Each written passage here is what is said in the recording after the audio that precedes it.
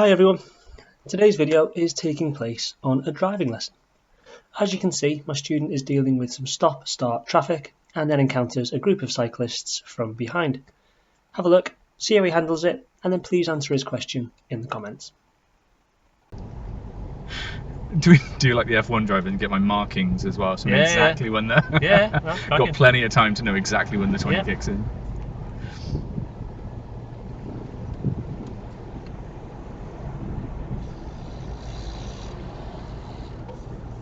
I'm tempted to ask if you mind me sort of doing a bit of a challenge then on the way home. Go ahead. Can I do the toll road? Are you comfortable with me doing the toll road? Sure. Okay. Yeah, happy to. Go ahead. I'm not really happy with those guys, but there we go. That's why we check our mirrors before we move off. That is. Got more on the right side as well, but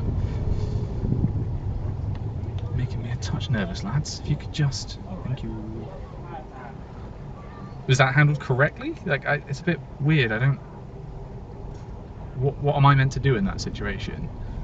Do I just stay steady, as I did? You know, just with that amount of cyclists coming through, or should I be stopping to let them past? You were consistent. Yeah. You were consistent what you were doing. You were checking all the way around. I knew where they were. Yeah. You mentioned that there was one. There were quite a few on your right. There was also one on your left. Yeah. No, I did see him as well. Yeah. Yeah. So actually, if you can see an end to them, possibly just let them past. Right. Okay. Just let them through, because at least then they're in front of you. Yeah. But you didn't speed off. No, I just thought you kept your position in the lane consistent. You weren't kind of. Yeah. So either is fine. Okay. A lot of the time, ask yourself, what would you find easier? Yeah. You could see an end to them. There were a lot of them. There were a lot. And they were everywhere. You were being undertaken, overtaken. Yeah.